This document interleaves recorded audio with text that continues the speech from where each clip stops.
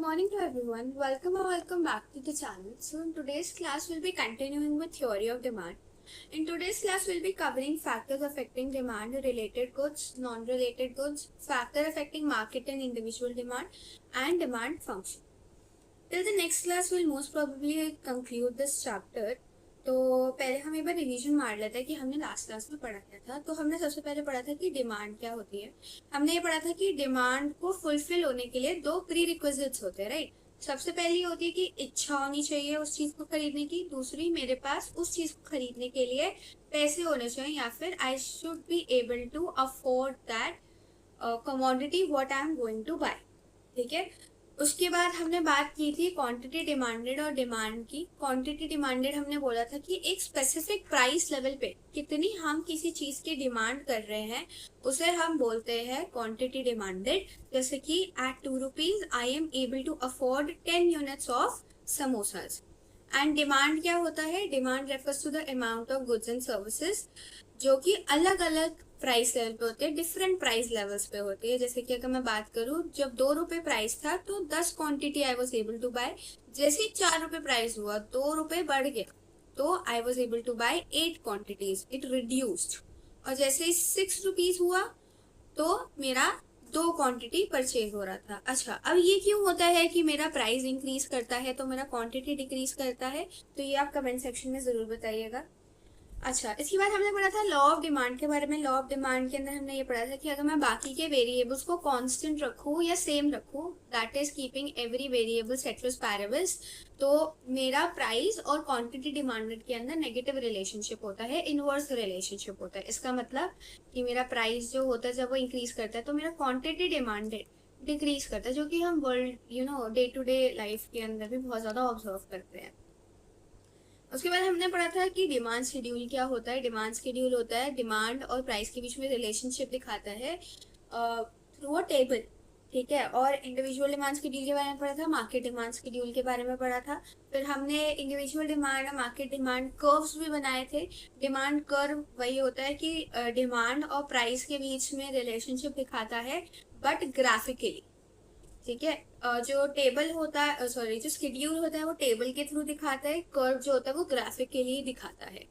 अच्छा, फिर हमने पढ़ा था कि जो हमारा क्या बोलते हैं डिमांड कर्व होता है वो डाउनवर्ड स्लोपिंग होता है। जैसे कि अगर मैं बात करूं, जब मेरा 6 रुपए था तो मैं सिर्फ 2 क्वांटिटी खरीद पा रही थी, मान लो समोसे की। जैसे ही 4 रुपए हुआ, पैसे मेरे डिक्रीज हो गए, प्राइस डिक्रीज हो गया, तो मेरी क्वांटिटी डिमांडेड बढ़ गई। और 2 रुपए हो गया तो मेरी क्वांटिटी डिमांडेड उससे ज्यादा बढ़ गई। ठीक है। तो जब मैं सारे के सारे पॉइंट्स को जोड़ देती हूँ तो I get a downward sloping demand curve. एक बात जो कि अगेन सीयूईटी, जैम, जेएमआई, जो मतलब हमारे एंट्रेंस लेवल एग्जाम्स होते हैं उसके बेसिस के ऊपर बहुत इंपॉर्टेंट होता है। ये क्वेश्चन काफी बार पूछा गया है उसके अंदर, सीयूईटी के अंदर, कि मेरा जो डिमांड कर्व होता है वो इंडिविजुअल्स के केसेस में स्टीप होता है, फ्लैट होता है, 90 डिग्री होता है, या फिर हॉरिजॉन्टल होता है। ऐसे करके क्वेश्चन पूछा जाता है। तो फिर हमारा ये आंसर होता है कि स्टीप होता है इन केस ऑफ इंडिविजुअल। अगर मार्केट डिमांड के बारे में बात करूं तो it is flat in shape. उसके बाद आज हम, अच्छा, एक चीज जो हमारी लास्ट क्लास में थोड़ी सी छूट गई थी, that is slope of demand curve. कि अगर बताना है कि ये जो मेरा डिमांड कर्व है वो स्टीप है, ज्यादा खड़ा हुआ है या फिर ज्यादा लेटा हुआ है, तो वो हमें पता चलता है स्लोप से। तो स्लोप का फॉर्मूला क्या होता है? Change in price upon change in quantity. अच्छा, यहाँ पे नेगेटिव क्यों होता है? क्योंकि प्राइस और क्वांटिटी के अंदर नेगेटिव रिलेशनशिप होता है, इनवर्स रिलेशनशिप होता है, लॉ ऑफ डिमांड में, जो कि हम पढ़ चुके हैं। ठीक है। अच्छा, अब हम पढ़ेंगे factors affecting demand. Factors affecting demand से पहले मैं एक्चुअली पढ़ाना चाहूंगी related goods and non related goods क्या होते हैं। ओके, हम स्टार्ट करते हैं सबसे पहले रिलेटेड गुड्स के साथ। रिलेटेड गुड्स क्या होते हैं? देखो, डिफरेंट टाइप के प्रोडक्ट्स होते हैं या फिर डिफरेंट टाइप के गुड्स होते हैं हमारी मार्केट के अंदर। ठीक है। रिलेटेड गुड्स ऐसे गुड्स होते हैं जो कि एक दूसरे की डिमांड को इनडायरेक्टली अफेक्ट करते हैं। जैसे कि मान लो कि एक गुड एक्स है और एक गुड वाई है। किसी गुड की प्राइस में चेंज हुआ तो गुड वाई की डिमांड के अंदर चेंज हो जाएगा। ठीक है। रिलेटेड गुड्स ऐसे एक दूसरे को इनडायरेक्टली अफेक्ट करते हैं। तो 2 टाइप के रिलेटेड गुड्स होते हैं, एक होते हैं हमारे सब्सटीट्यूट्स और एक होते हैं मेरे कॉम्प्लीमेंट्स।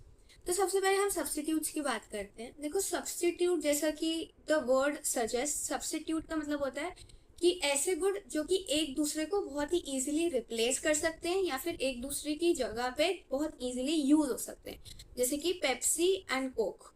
ठीक है।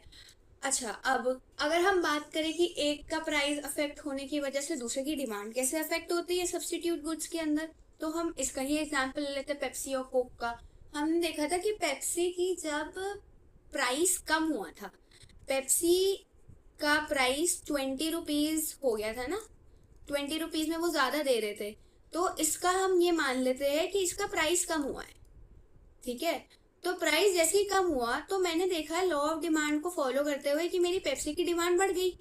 अब मुझे एक चीज बताओ, अगर सारे के सारे कंज्यूमर्स पेप्सी खरीद रहे होंगे तो कोक कौन ही खरीदेगा? तो इस वजह से इवन दो कोक के मेरे प्राइस में कोई चेंज नहीं आया, there was no change in the price of Coke, but its demand got affected. How? Inversely, मेरी डिमांड कम हो गई। ठीक है। तो इसके अंदर मैं क्या बोल सकती हूँ कि मेरा प्राइस जैसे ही डिक्रीज करता है तो मेरी डिमांड भी डिक्रीज करती है दूसरे प्रोडक्ट की। ठीक है, ये गुड एक्स है, ये गुड वाई है। ठीक है। अब दूसरा केस भी देख लेते हैं कि अब मान लेते हैं कि पेप्सी की जो है प्राइस इंक्रीज कर गया, तो वो दूसरे गुड की डिमांड को कैसे इफेक्ट करेगा। अब हम मान रहे हैं कि पेप्सी का जो प्राइस है वो बढ़ गया। ठीक है। अगर पेप्सी का प्राइस बढ़ेगा तो मुझे पता है लॉ ऑफ डिमांड को फॉलो करते हुए पेप्सी की डिमांड कम हो जाएगी।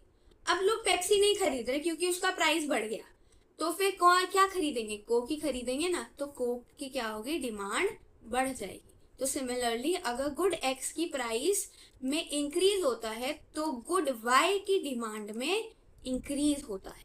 ठीक है। तो यहाँ पे थोड़ा सा हम ये नोटिस कर सकते हैं, there is a positive relationship. ठीक है।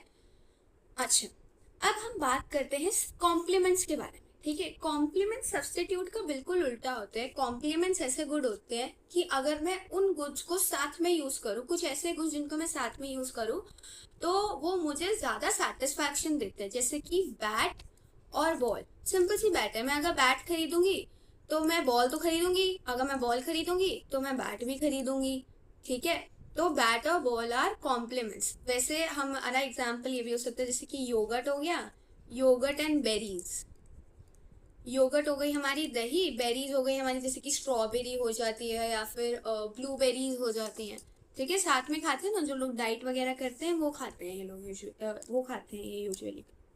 अच्छा, अब अगर मैं कॉम्प्लीमेंट्स की बात करूँ, जैसे कि मैं बैट और बॉल की बात करती हूँ, तो मान लो बैट का मेरा प्राइस पहले कम होने की बात करते हैं, कम हो गया।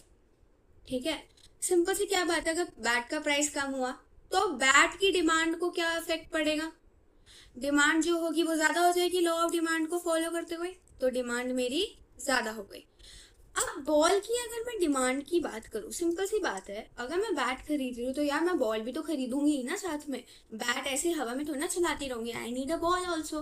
तो क्या होगा कि अगर मेरी बैट की डिमांड बढ़ रही है तो मेरी बॉल की डिमांड भी इंक्रीज कर जाएगी, even though there will be no change in the price again. ठीक है। तो इसके अंदर मैं क्या देख रही हूँ कि अगर मेरे गुड एक्स की प्राइस डिक्रीज कर रहा है तो मेरा गुड वाई की डिमांड इंक्रीज करेगी। ठीक है। लॉ ऑफ डिमांड को फॉलो करते हुए बैट का पहले डिमांड इंक्रीज हुआ, अब लोग बैट तो अकेले खरीदेंगे नहीं तो बॉल भी खरीदेंगे, तो उसका भी डिमांड इंक्रीज हो गया। अब अगर हम उल्टा देखें कि प्राइस के अंदर अगर इंक्रीज हो गया, तो अगर मेरा प्राइस इंक्रीज हो जाता है तो मुझे बताओ कि बैट की डिमांड को क्या फर्क पड़ेगा? डिक्रीज हो जाएगी डिमांड लॉ ऑफ डिमांड को फॉलो करते हुए। जैसे मान लो 100 रुपए का बैट था, 150 का हो गया, तो सिंपल सी बात है यार मैं बैट कम खरीदूंगी। ठीक है। तो मैं बोलूंगी कि चलो यार अभी सेव कर लेते हैं, पुराने बैट से ही काम चला लेते हैं। तो क्या होगा कि बॉल की डिमांड भी कम हो जाएगी। क्यों? क्योंकि अब मैं बैट ही कम खरीद रही हूँ तो मैं बॉल खरीद के क्या कर लूंगी, बॉल भी मैं पुरानी यूज कर लेती हूँ। ठीक है। तो इसके अंदर क्या होता है कि अगर मेरा प्राइस बढ़ गया तो मेरी गुड एक्स का प्राइस बढ़ा तो गुड वाई की डिमांड भी डिक्रीज कर जाएगी। ठीक है। तो इसके अंदर अगर मैं बात करूं, it is somewhat a negative relationship या फिर inverse relationship between price of good X and good Y की डिमांड के अंदर। ठीक है। सब्स्टिट्यूट कॉम्प्लीमेंट समझ आ गया होगा। सब्स्टिट्यूट कॉम्प्लीमेंट्स के बाद हमारा आता है अनरिलेटेड गुड्स, या फिर वो गुड्स जो कि इनकम के ऊपर डिपेंड करते हैं, किसी पर्सन की इनकम पे डिपेंड करते हैं। इन्हें नॉन रिलेटेड या अनरिलेटेड गुड्स भी बोला जाता है। ये एक दूसरे की डिमांड को ना इनडायरेक्टली ना डायरेक्टली अफेक्ट करते हैं। ये सिर्फ इनकम की बेसिस के ऊपर पता चलता है कि कितनी क्वांटिटी हम डिमांड करेंगे। ठीक है, तो सबसे पहले अगर मैं बात करूं, होते हैं नॉर्मल गुड्स और दूसरे हमारे होते हैं इंफीरियर गुड्स। नॉर्मल गुड्स क्या होते हैं? देखो क्या होता है कि जब मेरी इनकम बढ़ रही है, ठीक है, वाई इज इनकम, ठीक है, थोड़ा terminologies will be use here, क्योंकि ये सीयूईटी के लिए है, तो I am pretty sure you guys are very much familiar with all this terminologies. तो वाई इज फॉर इनकम। तो जैसे ही मेरी इनकम बढ़ती है तो नॉर्मल गुड्स वो होते हैं जिनकी डिमांड भी इंक्रीज कर जाती है। जैसे कि हमारे एग्जाम्पल ले लो, लग्जरी गुड्स हो गए, ठीक है। अब इंफीरियर गुड नॉर्मल गुड से बिल्कुल उल्टा होते हैं। इंफीरियर गुड्स वो गुड्स होते हैं जब इनकम बढ़ती है तो इनकी डिमांड ही डिक्रीज कर जाती है। ठीक है, ये ऐसे गुड्स होते हैं जिनकी क्वालिटी काफी कम होती है, लो क्वालिटी गुड्स होते हैं। ठीक है, तो सिंपल सी बात है, मुझे एक चीज बताओ, अगर मेरी इनकम बढ़ रही है तो मैं अच्छा सामान खरीदना चाहूंगी, राइट। तो वो अच्छा सामान क्या होता है? Normal good. और जो मैं लेट गो कर रही हूँ कि भाई मेरी इनकम बढ़ गई, अब मैं इसे क्यों खाऊं, ये गंदा सामान है भाई, मैं इसे क्यों खाऊं, मतलब according to the income, not genuinely गंदा सामान है, it's just according to the income, वो थोड़ा सा इंफीरियर हो जाता है, तो that good is inferior good. ठीक है, ऑलराइट, अभी हम फैक्टर्स के साथ अगर स्टार्ट करें, फैक्टर्स अफेक्टिंग डिमांड, तो हमारे 6 फैक्टर्स होते हैं जो कि डिमांड को अफेक्ट करते हैं। ठीक है, सबसे पहला होता है हमारा टेस्ट एंड प्रेफरेंस। तो टेस्ट एंड प्रेफरेंस जैसे कि वर्ड सजेस्ट करते हैं, टेस्ट का मतलब कि क्या मुझे वो चीज़ स्वाद लग रही है, क्या मुझे उसे खाने में मज़ा आता है, या फिर प्रेफरेंस की क्या अगर मुझे कोई और चीज़ दे दी जाए क्या मैं तभी भी उसी चीज़ को खाऊंगी। जैसे कि मेरे केस में एग्जाम्पल, जो हमने पहले एग्जाम्पल लिया था आइसक्रीम का, तो मैंने क्या बोला था कि यार मेरे को आइसक्रीम बहुत ज़्यादा पसंद है, तो I feel that it is very tasty. तो सिंपल सी बात है, मेरे टेस्ट के अकॉर्डिंग वो बहुत अच्छी है, तो मैं उसकी डिमांड ज़्यादा करूँगी और मैं उसे प्रेफर भी ज़्यादा करूँगी। अब दूसरी बात आ गई कि मम्मी बोल रही है कि बेटा थोड़ा डाइट कॉन्शियस हो जाओ, वेजीज खाना शुरू कर दो। मुझे वेजीज पसंद ही नहीं, सब्जियां नहीं पसंद, मुझे सैलेड नहीं खाना, तो मैं डिमांड उसकी कम ही करूँगी। क्यों? Because it is not according to my taste, मुझे स्वाद नहीं आ रहा उसको खा के। ठीक है, उसके बाद दूसरा फैक्टर होता है दैट इज प्राइस। प्राइस तो हम लॉ ऑफ डिमांड में बेटा इतनी देर से पढ़ ही रहे हैं कि डिमांड और प्राइस के अंदर नेगेटिव रिलेशनशिप होता है। तो सेम चीज़ यही होती है कि अगर मेरी प्राइस इंक्रीज कर जाएगी तो मेरी डिमांड डिक्रीज करेगी, अगर मेरी प्राइस इंक्रीज कर रही है तो मेरी डिमांड अगर मेरा प्राइस इंक्रीज कर रहा है तो मेरी डिमांड डिक्रीज करेगी, अगर मेरा प्राइस डिक्रीज कर रहा है तो मेरी डिमांड इंक्रीज करेगी। पॉपुलेशन साइज की अगर मैं बात करूं, दैट इज रिप्रेजेंटेड बाय हमारा n।